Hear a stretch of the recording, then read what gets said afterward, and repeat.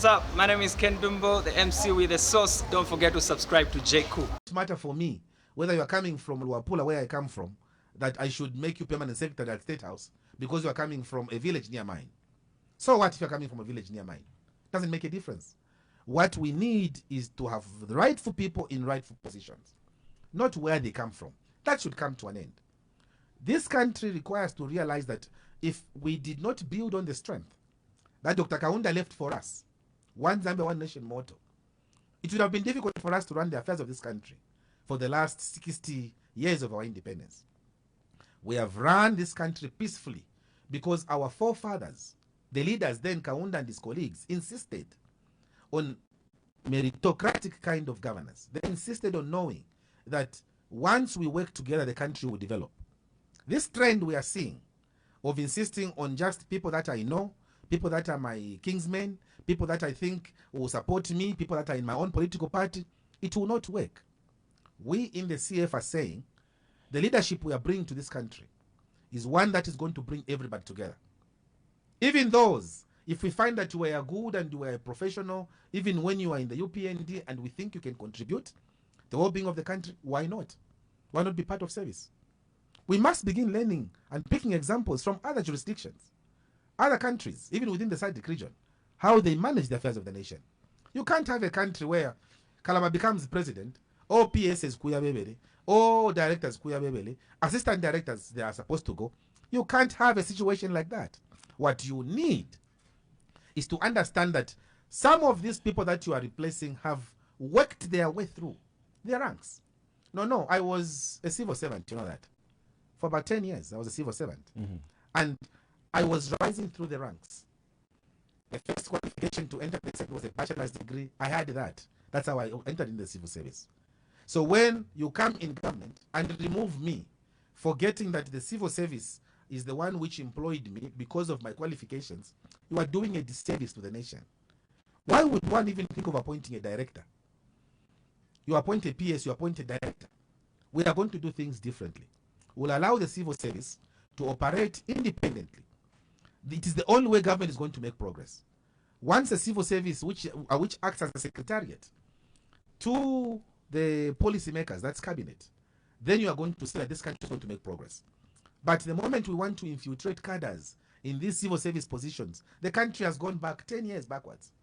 Because even positions where we should allow technocrats to remain there, you bring somebody because he almost died during the by-election we had some time back, so therefore we have to reward him with giving him a position in the civil service. Wasn't that a system we saw in the last regime as well? You know, where people were being offered jobs because they showed alliance or allegiance to the political party, and if they did not, then they would not be in those positions.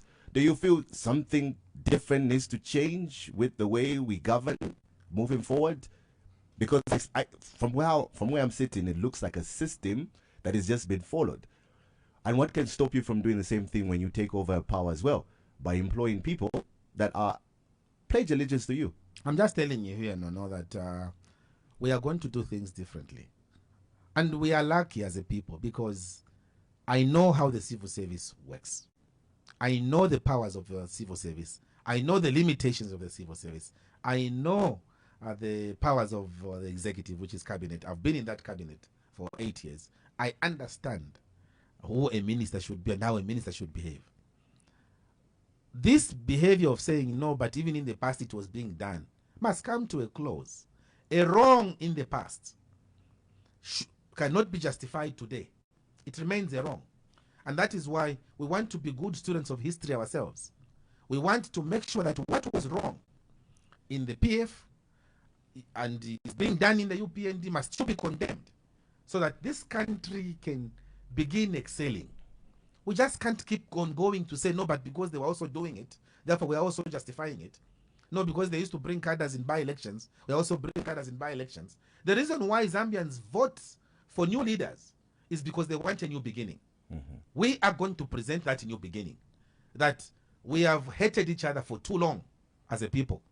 We have fought each other on the basis of I don't like him, or this one did this to me. It is high time that the nation came first before our own self-interest. And we in the Citizens First are precisely going to push that agenda of healing the divide. Okay. Let's quickly go into load shedding. I know as Zambians, obviously now we are used to this load shedding. We've been experiencing it for over close to a year now. It's still a persistent problem in the country. Do you think the UPND is doing enough to address this? And if voted into government, how would you address this challenge? I think it's a very simple issue that I've always talked about. If the UPND was serious with what we have been saying as citizens first, they would have already acted on this challenge. What we have said, no, is that currently this country or this government is exporting power to South Africa through the SADC Power Pool Agreement, 100 megawatts of power. This country is exporting about 80 megawatts of power to Namibia. We are exporting power to Malawi. We are exporting about 120 megawatts of power to the DRC Congo. How can we be exporting power when we don't have power ourselves?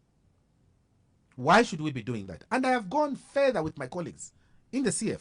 We have gone further to understand why government has continued to export power and why they don't want to stop exporting power. They are saying this is where our salaries to pay the workers is coming from, so we can't stop. Otherwise, we'll have a problem. So those same workers you are paying, what are they working when people are staying for 2 hours in load shedding? I mean, 2 hours. Only they are having power for 2 hours, and 22 hours they are being load shedded. 22 hours they are being load shedded. What I should have expected is that the president should have taken and his government should have taken this thing very seriously.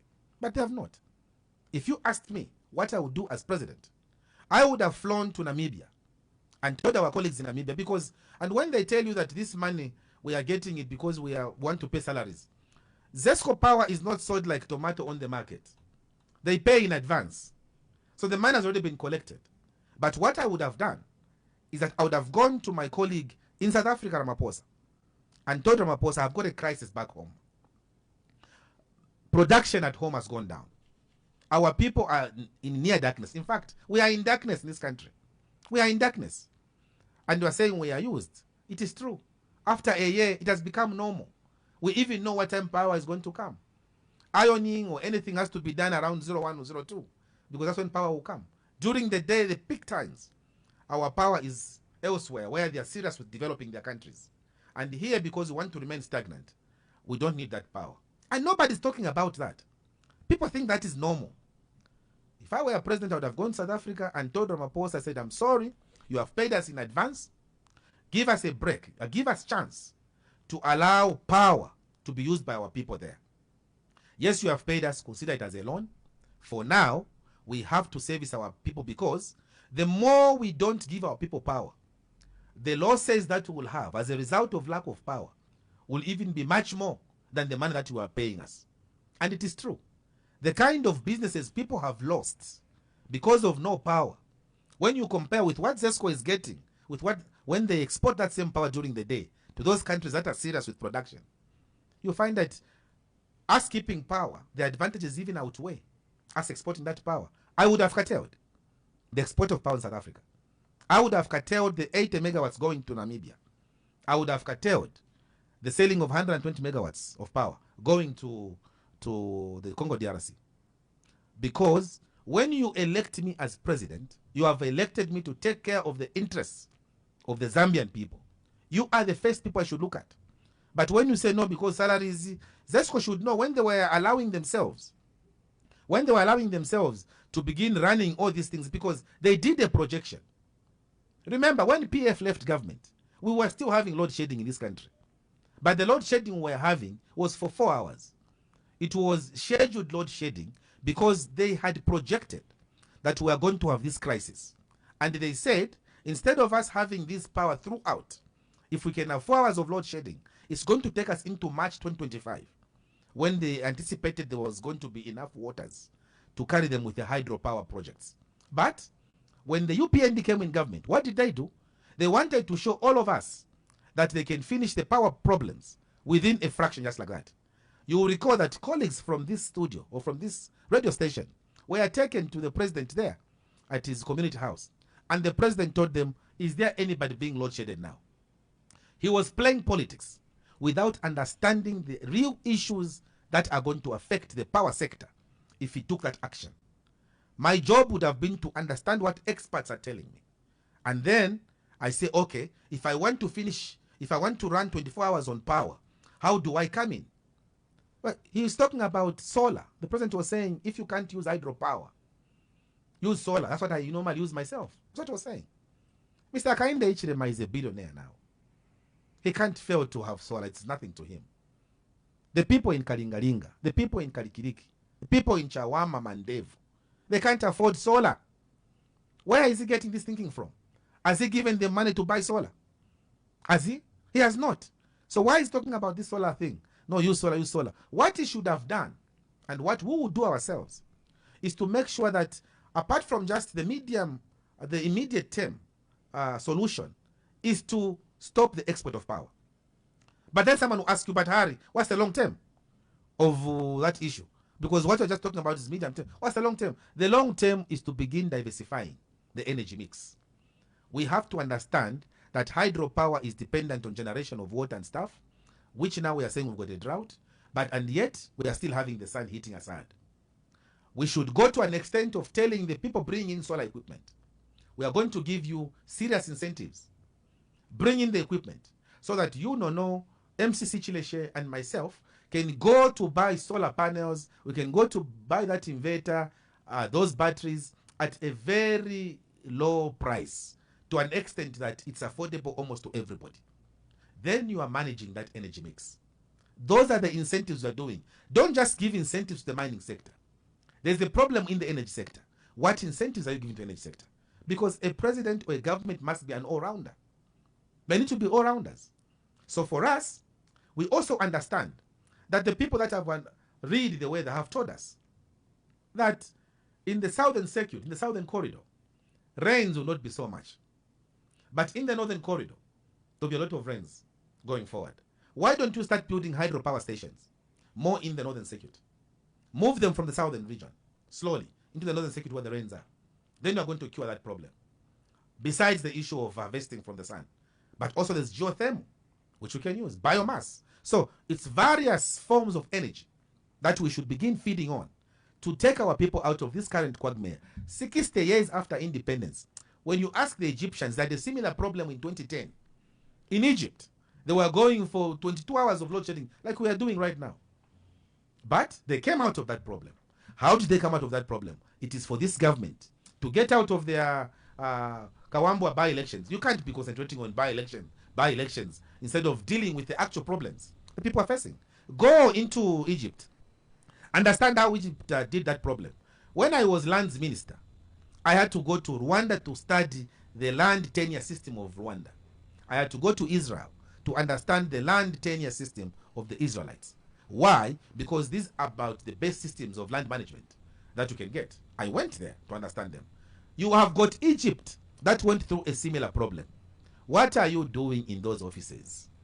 Instead of going to Egypt, you are busy in the by-elections in Kawambwa. We have to win this Kawambwa by-election at all costs. You should make sure you finish the energy crisis at all costs, not winning the Kawambwa by-election. Wouldn't you want also to get an extra seat in the House if you knew that there was a by-election for your party? But at whose expense are you doing it? At whose expense? Lives are being lost as you and I are speaking. Lives are being lost because they don't have power. Lives are being lost. Why? Because the doctor who should have used that machine could not use that machine because they didn't have adequate power. That is more serious than winning a parliamentary seat. It's 9:45. You're listening to The Hot Seat. My guest this morning is the Citizens First President Harry Kalaba. We are going to open the phone lines right now. The number is 0974-870-877. You're listening to The Hot Seat on Hot FM 87.7. It's time for you to call now and get involved. Call now and get involved. Definitely it's time for you to get involved. The number is 0974-870-877. If you have any questions or comments with regards to our guests this morning, please feel free to come through. Let's see if we can get our first president, Mr. Kalaba, there. Hello, good morning. Good morning, Honorable Kalaba. Good morning, sir. How are you? I'm okay. Thank you, sir. Mr. Bernard on the line. Thank you, sir. My issue is very small. I'm very disappointed with the UPND government. The whole entire cabinet has gone to Kawambwa constituent to go and campaign. I don't know where our leaders were taking us. Number two, you are busy taking each other to the courts, you are taking each other to the prisons, but you forgot to say you are our leaders. What are you telling the young people? What story are you going to tell them in the 5 years from now? I know UPND government, Mr. Ichilema, will be out of office in 10 years or 15 years. But after that, again, we continue with the arresting of you, our leaders. We are not serious in Zambia. Thank you so much. Thanks so much for coming through, sir. All right, let's see if we can take maybe a set of 3 calls real quickly, and I'll give you an opportunity, obviously, to address those concerns. The number is 0974-870-877. You are listening to The Hot Seat. And this morning we have Citizens First President Harry Kalaba. Hello, good morning. Good morning, Howard. Fine. Who are we speaking to? My name is Richard. All right, go ahead with your comment, contribution, or question. Good morning, President. Good morning, sir. Just a quick one. What is your take? Because we've noticed that the Socialist Party is one of the parties that is doing so well, just like you. Do you have any plan with forming an alliance? And when do you expect that this is going to happen? Thank you. All right, thanks so much for coming through. Let's take another call, then I'll give you an opportunity, obviously, to quickly address those, and then we'll take another set of 3 calls. The number is 0974-870-877. That is the number that you can call us on. You are listening to The Hot Seat. And like I said, our guest is the First Citizens President, Harry Kalaba. All right, we go. Hello, good morning. Hello, good morning. Good morning to you, sir. Good morning. Good morning, President Kalaba. Good morning, sir. Mr. Zulu here. It's a recommendation. I've been following you for the longest time. When you were still minister, up to now, as you opened your own political party, sir, you are talking for us. Don't feel relent. Don't even rest. 2026, we are changing everything. We want sober people minded to actually lead this nation, not people coming with vengeance. Now. For some of us who are even victims of people who are kidnapped, kept for 3 days and released and not even charged, not even asked. You tell us them, your own country will fuck up a report order that you should be reporting yourself. So, sir, please, we are behind you. Thank you. I'm a very happy young man who, at least, I know I've got a brother who you brought closer in the name of Max. Someone who can talk for us, the youths. Continue that way, sir. Just know that us, the youths, are behind you, sir. Thank you, sir. Thanks so much for coming through. Okay, that looked more like a compliment. Let's see if I can get another call, and then I will give you an opportunity, obviously, to address those concerns. The number is 0974-870-877. Hello, good morning. Okay, I think your radio is on. Could you just switch it off and then speak to us clearly? Hello? Thank you very much. This is Mr. Matthews speaking. Much better. Mr. Matthews, welcome to the program. Yes. Don't forget to subscribe to my YouTube channel, J Cool, and turn on the notification bell, cause I'm gonna see you in the next video.